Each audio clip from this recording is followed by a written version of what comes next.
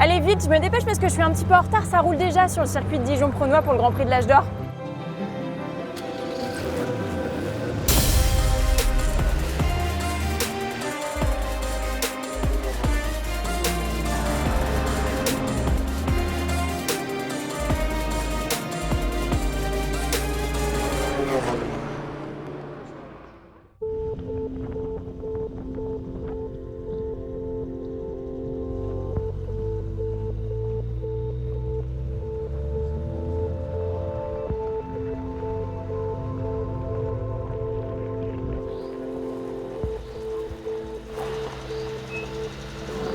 Bonjour Mylène, Bonjour, dis-moi quelle voiture extraordinaire tu as là. T'as vu, Ah oui, vraiment, elle est très très belle.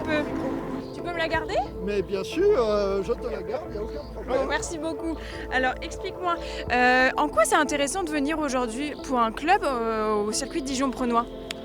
Les Coupes de l'Âge d'Or, c'est bien sûr des séries de courses, mais c'est surtout la très grande fête de l'automobile ancienne sur le site de Dijon. C'est donc la réunion de beaucoup de clubs. Ça leur permet d'être tous ensemble, d'avoir une certaine convivialité, de se retrouver, de participer à cet événement, et c'est ça qui est intéressant. Il n'y a pas beaucoup, je dirais, dans la région d'événements de cette envergure-là. Oui, parce que j'ai vu qu'il y avait plus de 500 voitures ce week-end et 30 clubs, c'est ça? Oui, c'est cela. Chacun peut venir au sein de son club ou même individuellement.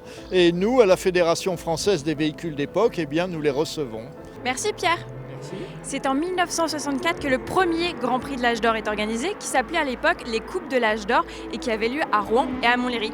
C'est un des premiers meetings de véhicules historiques. En 1980, le nom de Grand Prix de l'Âge d'Or apparaît et depuis 2004, sachez que le meeting a lieu sur ce circuit, celui de Dijon-Prenois. Allez, on va retrouver les voitures les plus anciennes du week-end, celles du Greatest Trophy.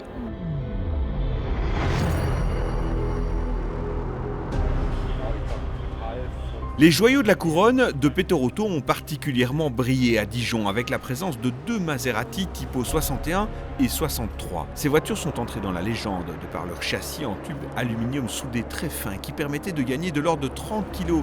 Et très vite, la voiture a hérité du nom de Birdcage, la cage à oiseaux. Autre curiosité en Greatest Trophy à Dijon, cette Devine D Spider 1959. En fait, il s'agit d'un kit carrosserie monté sur une base de Porsche 356. Ce petit constructeur américain vendait à l'époque cette voiture pour $3 350, un peu plus de 3 000 €. Et aujourd'hui, ces voitures roulent dans le Greatest Trophy, la catégorie réservée aux plus prestigieuses et aux plus chères des voitures engagées dans les plateaux Petorotto.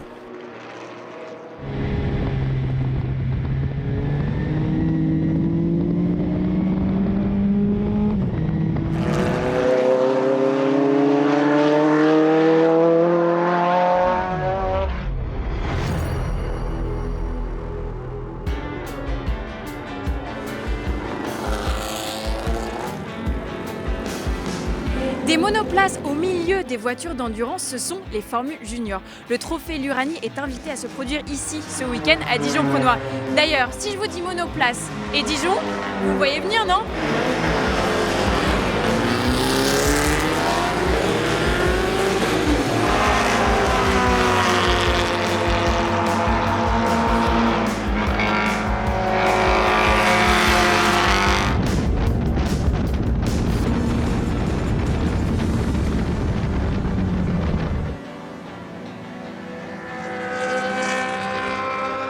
C'est d'ici, dans cette tribune, qu'en 1979, les spectateurs ont pu assister à l'un des plus beaux duels de l'histoire de la Formule 1. Il y a tout juste 30 ans, Gilles Villeneuve et René Arnoux luttent pour la deuxième place. Le pilote Ferrari doit lui lutter avec ses pneus usés. Quant au pilote Renault, il doit composer avec un moteur qui déjauge dans les virages.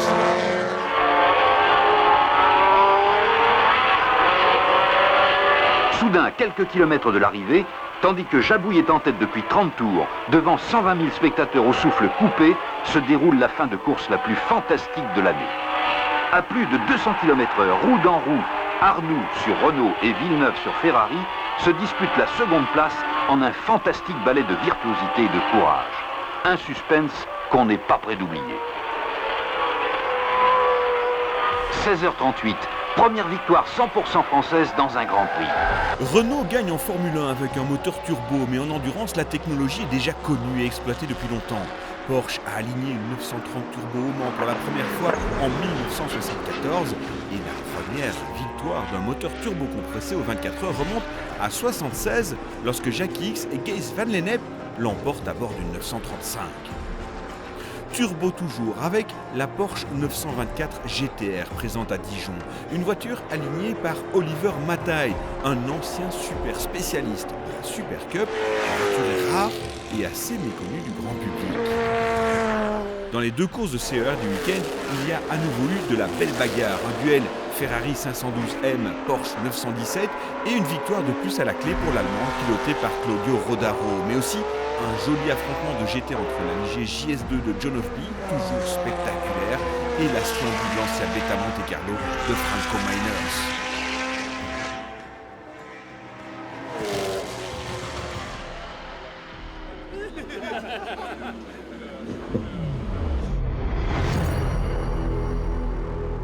On est à l'arrivée de la course de 60s Endurance et événement historique. C'est une Jaguar Type E qui a gagné la course. Ça n'était pas arrivé depuis 4 ans. 4 ans que les Shelby Cobra étaient devant.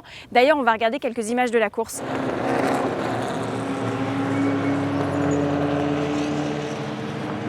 Une légère brise révolutionnaire a soufflé ce week-end sur le plateau de 60s Endurance à Dijon.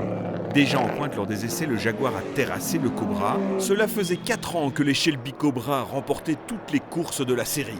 Mais ce week-end, un Britannique seul au volant a damé le pion aux Américaines. John Minshaw gagne la course au volant de sa Type E de 1963, un petit exploit dans le monde du 60s au terme d'une course terriblement disputée avec des bagarres dans toutes les catégories et de nombreux dépassements musclés, un véritable spectacle.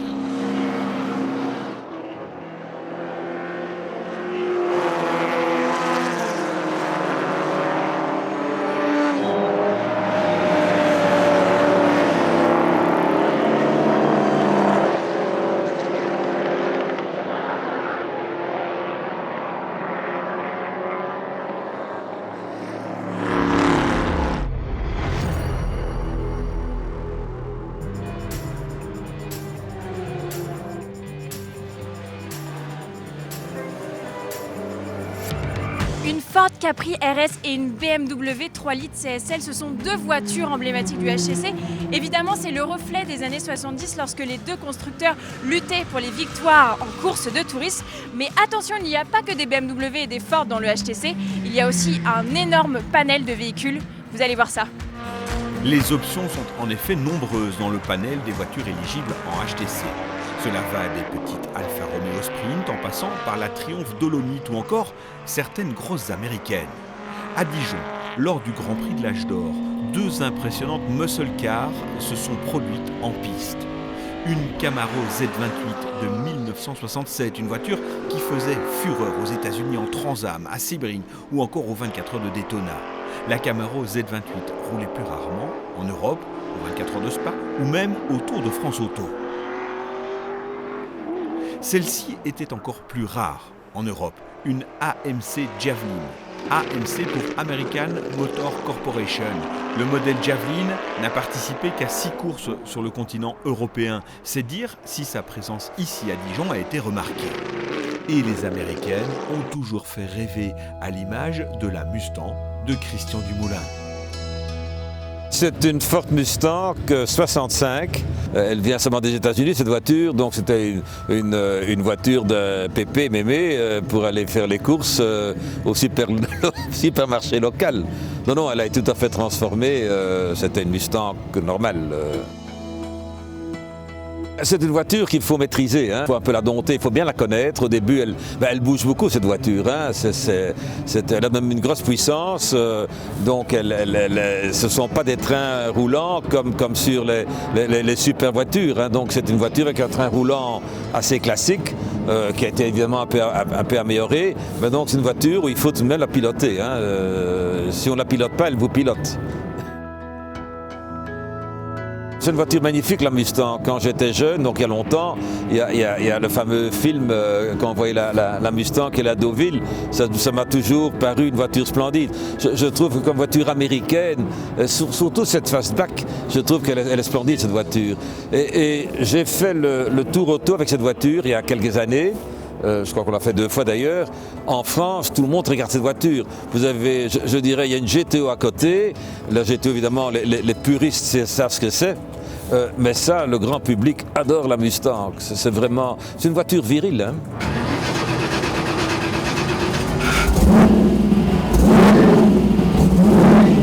C'est une des voitures avec lesquelles j'ai eu le plus de plaisir. C'est peut-être dans les voitures que j'ai parmi les moins chères, mais on peut très bien s'amuser avec une voiture pas chère. Hein. C'est la preuve avec la Mustang.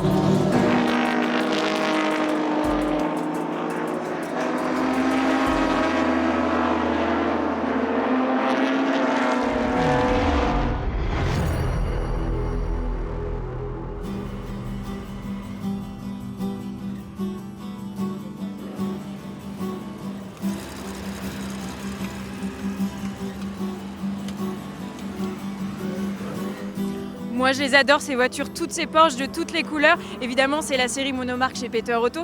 Plein de couleurs, plein de batailles en piste. D'ailleurs on va aller en parler, on va parler de la 2 litres Cup avec Pierre L'Enfant. Bonjour Pierre. Bonjour Mylène. Alors parlez-nous un peu de la 2 litres Cup. Alors la 2 litres Cup, un plateau relativement jeune. On est sur notre 2e année maintenant. Un plateau monotype, le seul des plateaux Peter Auto. Déjà, il y avait une énorme demande de la part des pilotes, une énorme présence de Porsche 2 litres dans nos plateaux plus anciens, le 60s Endurance. Donc on a mis ça en place et effectivement le succès était au rendez-vous. Et ça s'explique par un engouement des pilotes, par un vrai challenge aussi pour voir qui est le meilleur pilote et également une bataille qui se joue dans les ateliers puisqu'au niveau des préparateurs, des différents préparateurs, qu'ils soient en français, anglais, suisse, ils vont essayer vraiment de faire performer les véhicules au maximum et ça aussi c'est assez intéressant. Autour de nous il y a beaucoup de voitures puissantes. Est-ce que c'est pas un peu frustrant pour les pilotes de la 2 litres Cup de rester dans cette catégorie ? Alors frustrant pas du tout, non, puisque finalement ce qui est intéressant c'est que les performances des véhicules sont quasiment identiques et là pour les pilotes c'est vraiment extra parce qu'il y a un vrai plaisir de pouvoir essayer de batailler et d'être très proches les uns des autres et c'est vraiment intéressant sur le plan sportif. Merci Pierre d'avoir répondu à nos questions. Très intéressant au niveau sportif et aussi une bonne ambiance au sein de la 2 litres Cup comme l'ambiance qui régnait ici à Dijon sous le soleil.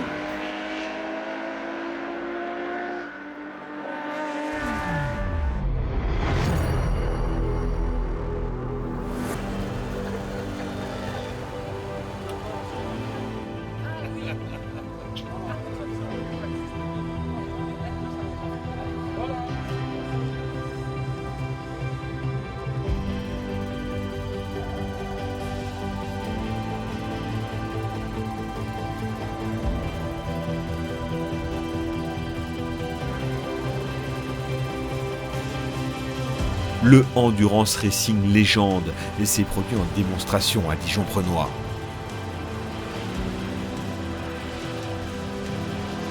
Et celle-ci a roulé pour la toute première fois en Europe. Il s'agit d'une Ford Mustang Cobra, en réalité une silhouette. La bête développe 750 chevaux et elle a roulé en 1995 aux 24 heures de Daytona en IMSA. Une autre voiture a retenu notre attention. C'est cette Corvette ZR1. En 95 toujours, elle a connu les pires galères aux 24 heures du Mans. Elle franchit la ligne d'arrivée, mais hors délai, et n'est donc pas classée. Chevrolet va ensuite engager 5 ans plus tard, officiellement les Corvettes au Mans. Ils fêtent d'ailleurs leur 20e participation officielle dans la Sarthe en cette fin de semaine.